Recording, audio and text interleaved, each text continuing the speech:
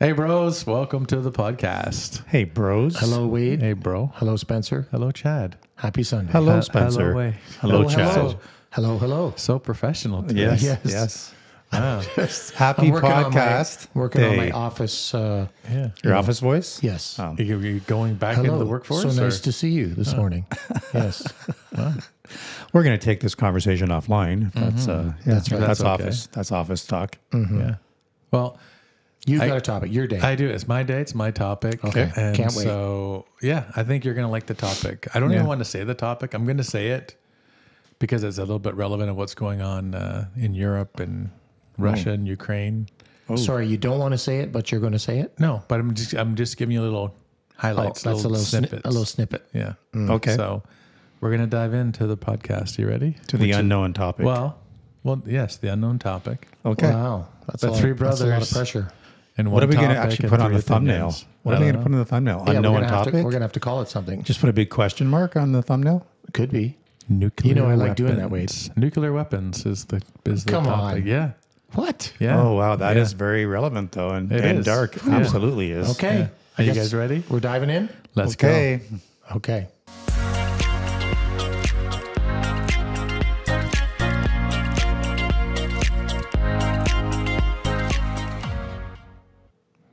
All right. So yeah, I didn't really want to bring the mood down with No, talking about Yeah, no. that doesn't do it. at Nothing all. brings it up like nuclear weapons. That's it. That is for sure. If only there was a good barbecue to go along with that, that'd be great. No, but I think you're spinning the topic the wrong way. So Oh. the topic really about nuclear weapons is, does it make our world safer? Oh, that is a really good. Right? Having nuclear weapons. And the reason why I wanted to bring it up is because you're getting all this, saber rattling about, we're not afraid to use our nuclear weapons, and Russia's doing all this, posturing and Again, yeah. yeah, like it's been nonstop, right? And I think it's a little irresponsible because I don't think there's any country on the planet that wants to get involved in any kind of nuclear exchange, right? Well, that's what you hope. That's what keeps us all somewhat safe. But there's Yeah. there's no end game if you use a nuclear weapon. So it really Well, there's an end game. It's the end. right. Yeah. So why would you do that? It doesn't make any sense. Right. Or no rational person would make that decision. So Right. I guess part of me in seeing what's going on over there is that, are the nuclear weapons that exist in Russia and the US and, across Europe, does it make us safer? And does it keep wars contained to a more conventional fight because someone has this ultimate Because of fear of what? right, this ultimate weapon that if you like, it's fine. We can have wars and battles, but they can never go nuclear because that would be the end. And so, if everyone understands that concept, the thought is you're never going to use a nuclear weapon. It's there as self-preservation that no one can just blatantly go in and take over your country. Yeah. For the fear that you're going to then say, well, if I'm going down, You're all then- going down. right? Yeah. And that keeps everyone safe in some weird way. Yeah. So I was going to say easy answer. There's no easy answer, but my immediate answer to your question of being safer is yes and no. Yeah, I'm the same. Yeah. Yes, from the standpoint of, is it a deterrent? Is it the ultimate deterrent? It is. Yeah. Yes, it is, right? Because if the U.S. didn't have nuclear weapons and Russia did, we would be unsafe, Yep. right? But because we also have nuclear, well, I say we, but because let's be honest, Canada is protected by the U.S. Sure. So I say we, it's the North American we. We have that capacity as well, which is another deterrent because people know, well, if Russia sends nukes over here, they know that there is going to be a response, and the outcome of that is the end of the world. So it does keep us safe in that regard, but it also doesn't keep us safe because if we use them, it's the end of the world. But that's why it keeps us safe, is because they can never be used. Well, It's there as a Well, no, they could be used. I mean, Russia could use it just over there somewhere, and it wouldn't affect us ultimately. in fact, I think Russia has used tactical nukes before in other conflicts. I don't think they have. Really? I think they have in other conflicts. No. Okay. The only person who's ever used a nuclear weapon is the U.S. They're the I'm only not country. talking like a mass destruction. I'm Me talking either. tactical nukes. No, never. Okay. Well, Honestly, I wasn't really aware of we'll have anybody to research that. Yeah, research, but no, guaranteed. There's only one country that's ever used a nuclear weapon. That's the U.S. Well, I think I'm kind of like Wade in the fact that I think the fear of people not wanting to see it being used is probably helpful in some ways because, like you say, people will just stand down a little bit because of the fear of what could happen. In the same way, it seems awfully silly that we're spending, there's probably billions of dollars spent in nuclear or nuclear, as I think you called it. I'm not sure. Did you say nuclear? Yes. Is it nuclear or nuclear? Nuclear. Nuclear? Like what? Is that like a drink? No. Try new nuclear. Is this how you're going to find humor in nuclear weapons? It'll clear you right out. No, Nuclear. but I mean, I think it seems almost silly in a way if nobody's going to use it, that all this money has to be tied up in making and creating all these weapons that ultimately, as you say, will never get used. But I think, that's the fear, right? That I don't think any one of us in the world can say they will never get used. I don't think we can ever say that because having it as a deterrent also relies on people being rational in their leadership and in their decision making. And the problem is there are some people in this world in powerful positions who may not be as rational as we want them to be. What? Yes. And if they then use them because they're irrational or they're desperate, then that's when things become highly unsafe. Right. But a country would only use hypothetically, a country would only use a nuclear weapon, not for a regular fight. It would be for self-preservation, that they're getting attacked and their own existence is being threatened, which is when you would obviously have no choice but to employ whatever tactical weapons you had. I suppose. Right. And so if that's the mentality, Yeah. then that almost ensures that they never get used because, as you're saying, they may not be a rational person, but the person attacking them hopefully is rational and understands that if we eliminate this country, we're going to force them into using a nuclear weapon. So let's talk about that, though. Putin has already said he believes. Now I know a lot of it is rhetoric and posturing, but he's already saying he believes that the U.S., the NATO alliance, is threatening his way of life and threatening. Their goal is to take Russia off the map and make them such a minute superpower or minute power that they have no more ability to control the world or have any power in the world. That's what he's saying. So he's feeling that that's a threat to his people and his way of life. And if he really believes that, what's to stop him from saying, I feel justified in using nuclear weapons? Right, but he knows as soon as he does, then that's the end. So Yes. so you can say, well, I'm going to use a nuclear weapon to, save my existence and save the statehood of Russia. But by using them, you're doing the complete opposite. You're ensuring the end of Russia and the end of probably the civilized world. But if everybody's gone, there's no winner and no loser. No, I get that. Well, we're all losers, but Yeah. that's why I think it could never. Because even if someone says, the NATO countries are trying to weaken Russia, if they still possess nuclear weapons, then they are still a threat. Yes, and they they are. still are a powerhouse, and so As is they China, can't be, as in North Korea. right? But then they can't be dismissed because ultimately they wield this power. And I think the more countries that wield this power, in a weird way, does make the entire world safer. Because now a country like if Ukraine had nuclear weapons, I don't think Russia would be sitting in there with all their people invading it, because they would then understand this country, we're going to force them to save themselves by using these weapons. I mean, yeah, that's true. I guess I'm not really in favor of them in general. I agree. Because but the genie's out of the bottle. Yeah, the genie's out of the bottle. But it seems that we have all these, you were saying, Wade, about just, people that are kind of become unhinged and stuff. And that's my problem is the more and more you look at, and I know media is skewing things, not everything's not necessarily how it seems, but it would seem like more and more people are just doing whatever they want for them. Like nobody seems to put any thought into what the repercussions are for anyone else. Just, no, that's what we want. That's what we're doing, So it just makes me nervous that people have this capability and could just easily become unhinged and launch it on anyone. Well, we've grown up though our whole lives we've grown up with the protection of the U.S. and in a, for the most part, a peaceful world when you think about it. Well, that's no. another debate, but I think we're But we were never part of a war. We didn't have to go to war. Well, true. Right. So we've had that feeling like we're pretty safe, and Canada, U.S. are a good alliance, and we're pretty safe. But now there's this tremendous desire to shift the powers of the world, to shift world power. Yeah, make it because the U.S. has always been the leader in world power, and a lot of countries don't like that fact because they don't believe in the U.S. in the North American way of life. Yep. They don't believe in democratic societies, but we've been accustomed to that. We think that's just the way it is. But now we're all realizing, wait a second, like it wouldn't take that much for us to lose all of that.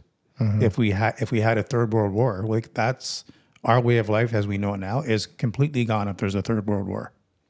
So I think that's a real shift that none of us have had to think about, except for the early 80s with the Cold War with Russia, where that was a real possibility of nuclear war. We came very close at that point in time in the 80s. And then from that point on, we haven't been that close. And now here we are close again. Well, yeah. I don't know if we're close. No, I know the threat of being close is out there, which is obviously Putin's really good at doing that. Well, the rhetoric is close, I guess. Yeah. The rhetoric is making it seem close again. Right. Yeah. But he knows. It's just that he said publicly that there's no way he can win a war against NATO. And I agree that. Yeah, but you know what? He's the kind of guy that would try anyways, just because he would never. But then that's basically. I'm not saying trying to launch a bunch of nukes, but I'm just saying he's somebody that's he's not going to let you step on him. He's going to try his best to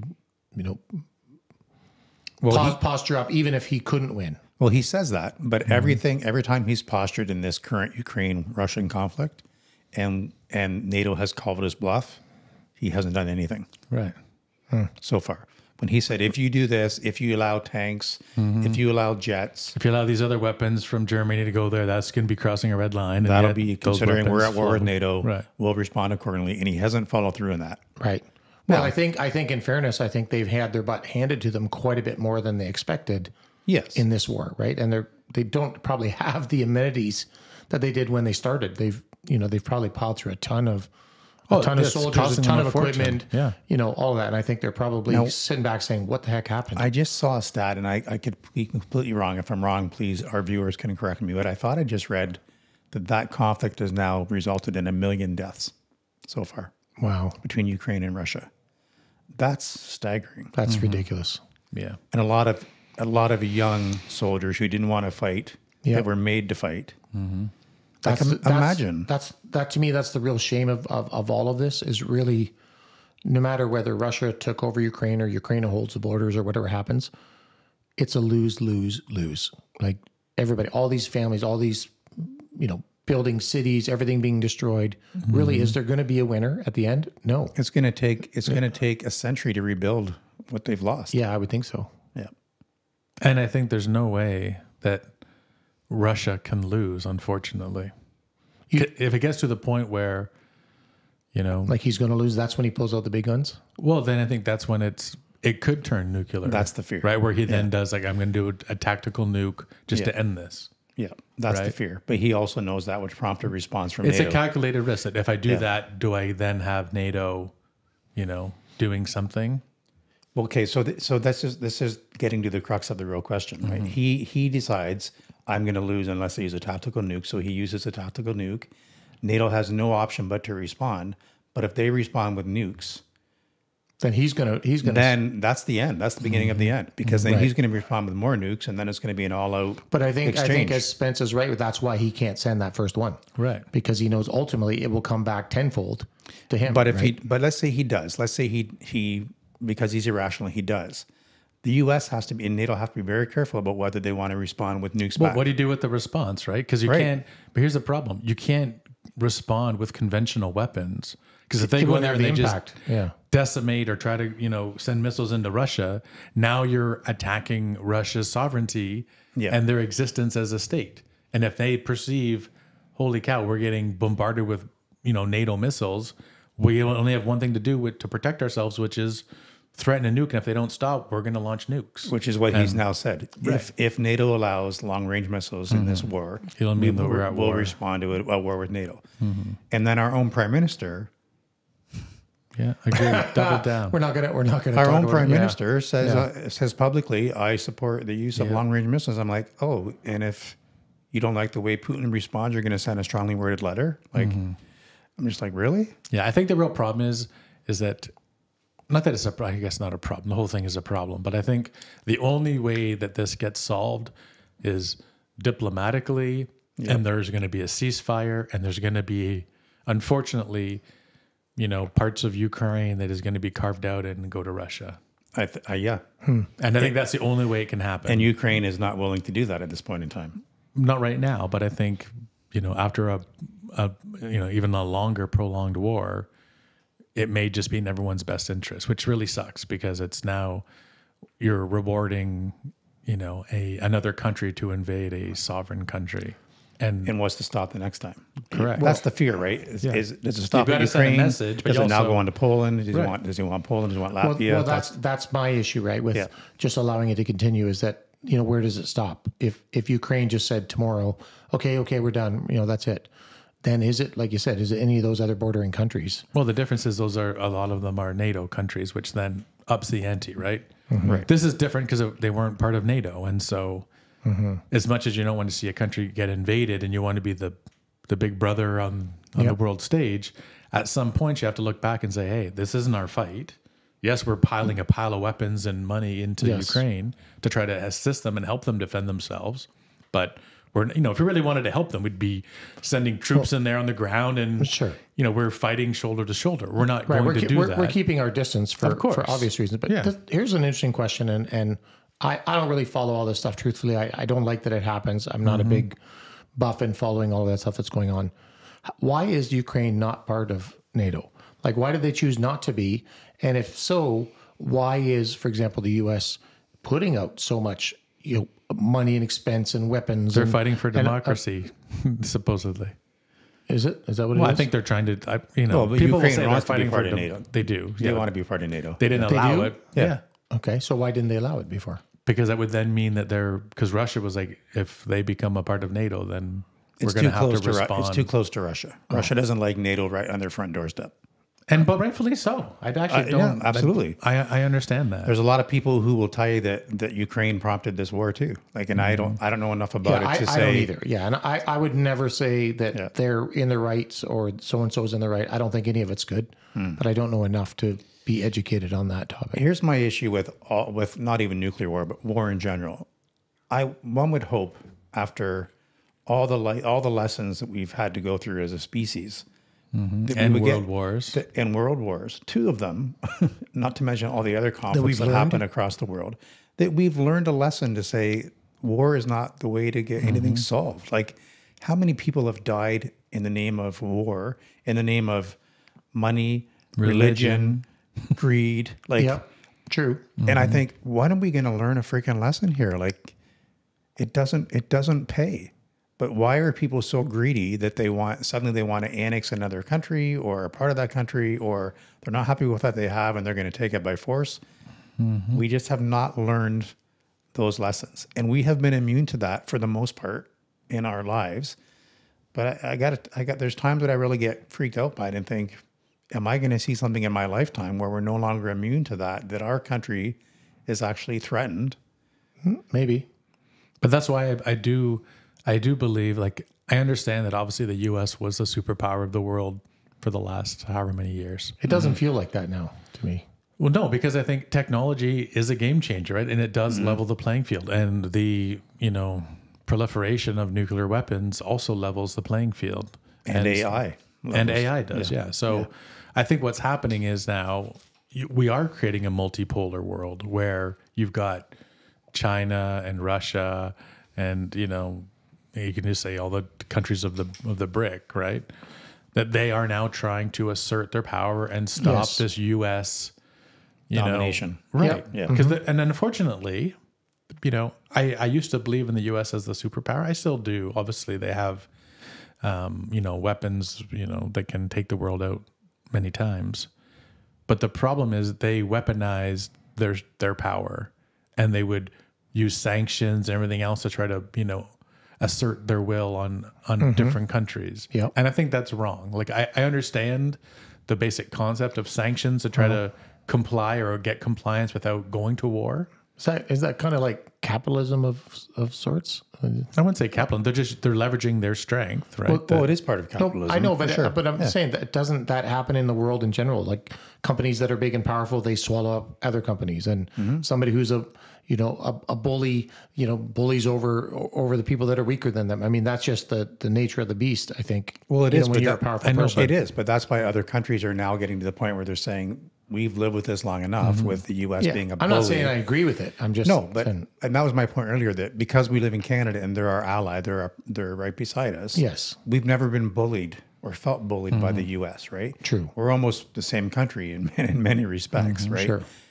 But I can imagine other countries that don't agree with the way of life and kind of think, why is the U.S. getting involved in something that happens here? Just because they believe that their way of living is right and the democratic way is right. Right. I can understand why they have a hate on for North America at times. Yeah. Do I like the fact they do? No, but I can understand it because it's like, just leave us alone. Why are you butting in? They're the world police officer, right? They are And the they feel world like they police have to be officer. the It's true. ones to keep. Yeah. And they have, in many regards, they've kept the world, They've kept I the guess, peace. somewhat safe. They've also created a lot of wars, and they've been the instigators of a lot of conflicts. Yeah, I think though that they have saved us from a few things that could have gone bad because people were too scared to go Kept up things against in them. check, for yeah, sure. For sure. And let's be honest, like any kind of a corporation, you have to have a boss. You have to have someone who's overseeing how the order of things and how things want to turn out. Right. And that's been the US's job. Other countries want to have that job, I think. Well, I think what should happen, if not that any of you asked my opinion on this, but I think No, I would like to know your opinion. thank you. I'm going to tell you. Okay. So I think in where we are now as a species and as a understanding that there's multicultures, that are residing here, right? And we all have to find our space on this piece of dirt. I think we're kidding ourselves if we don't believe it's going to go to a multipolar world body. Because I do believe that the strong nations of the world, and let's just call it China, Russia, the US, Britain. yeah. Yep. Basically, all the countries that have nuclear weapons should have a seat at the table, in my opinion, and we govern from a global body. I'm not saying that everyone has to become communist Buddies. or believe in democracy. I think every different country can govern themselves however they see fit, right? But as a collective, because we all share this planet, we have to have all the interested parties with a voice. Otherwise, what happens is what's happening now. It'll never happen, though. I know, but I think that's the only way it can happen. You have to have. Okay. So you said every country with nuclear weapons. So should the U.S. be doing what they're doing now and have been doing for years? Should they actively try to restrict countries from obtaining nuclear weapons? I see. Well, I you know what? I do believe that yes. As long as all the countries that have nuclear weapons now and that are hopefully reasonable and They're gonna understand, agree? with that they all decide and say, listen, we all agree that no one can just invade other countries and we're all policing each other. And if one of you guys do it, then we're going to be the counterbalance and vice versa. But we cannot allow small countries where they maybe aren't, thinking of the global impact of this, that we have to restrict them, for the safety of the entire planet. Should the world let Kim Jong-un in North Korea get Well, nuclear I was just nuclear thinking, like, weapons? what if Well, I think that's Somalian already pirates had nuclear, right? Because they'll just do anything for a buck, right? And that's where it gets crazy. That's why I think you have to have the nuclear powers all agree. Like, that's what I thought. It's so kind of funny, but like, isn't that what the UN was about? The United Nations, where everyone was this body, but it clearly didn't work. there's so much fraction. But NATO is in that. also an alliance, but not everyone's part of NATO. Right. And not everyone wants to be part of NATO. I agree. Yeah, which So is how do you interesting. ever come together if not everyone wants to be at the table? Yeah, but the NATO is more an economic as well as a. Not every member of NATO has nuclear weapons, so I just think that's just more about an economic trading bloc, just like BRICS is, becoming. Right. So, I mean, that's a really nice thought about everyone's kind of has a seat at the table. But what if Russia says, we don't want a seat at your table? We're going to do what we want to do. Right. And that's what's going to happen, because there are countries that don't want to be part of or don't want to be at that table because they don't agree with maybe who's leading the table or chairing the But no meeting. one should be leading. that's- No one can lead. It has to be, everyone has a voice, and it's not, There's always someone that there leads, has to though. be consensus management. I don't know. Yeah, I don't know how you do it without somebody being officially in charge. There has to be a moderator, somebody that's keeping everything in check. And I don't see it happening when you look at the strength of the U.S. You look at Putin. You look at China. There's some very strong personalities there, and I just can't see any of them sitting back and say, "No, okay, you just take charge. It's okay." Well, look at. I mean, this is another can of worms, but look at Israel and the Gaza Strip. What a mess. It used to be that if the U.S. went in and said, we don't condone this and there needs to be a ceasefire, people were like, oh, the U.S. wants this to stop, so we should probably stop because they're right. Yep. Netanyahu's like, well, thanks for the advice, but no, we're going to keep going. Like it's interesting now that Yeah, but in all fairness, Wade, the U.S. is allowing that. I agree with you. They If are. the U.S. said, sorry, no, If you don't stop Israel, now, yeah. if you don't stop now and come to the table and do, get a peace deal done, We're gonna stop sending you weapons. We're moving all our support, Yes, I agree. right? But then they're guess not what? doing that. Israel's Yeah. going to come to the table, Right, and but that would look Yeah. really bad on the U.S. because of the relationship, currently, right? right. But and I get it. We have a security pact where we're Yep. defending Israel to the end. Yep. Right, and so they know that. But with that guarantee, there also should be some diplomacy. That there has to be diplomacy. And You some can't expectations. just right. Yeah, absolutely. Like it's ridiculous Yeah. that it's gone on this long, and it's just now a complete slaughter. I'm concerned that if that war continues to grow and expand with involving Iran and Hezbollah, Right, then you're just bringing in China and Russia. right? And then at that point, now the U.S. is now getting more involved because they have to, and now our attention is all focused there. And then I think, what's going to happen now with Russia? What's going to be the play there when we're now busy doing this? Like I think it's so precarious right now. I don't know how Canada and the U.S. are funding all of this, the stuff they're funding. Like it's the amount of money being sent to Ukraine and Israel, it's unbelievable. Yeah, it's astronomical for sure. And how is that sustainable? It's not. Yeah. Anyway, I know three of us, these three middle-aged white guys, are never going to solve the issue around Right. nuclear war. But the question you asked, Spence, was, does it make us safer? I honestly can't say one way or the other whether it does. I think as a deterrent, it makes us safer. But deterrents are only good if everyone follows the same logic of the deterrent. Yeah, I'm 100% with you, Wade. I just don't have faith in everybody following that. But I agree that on the surface, it would make us safer, that everybody would have them and have that ability, which holds them all back from actually doing it.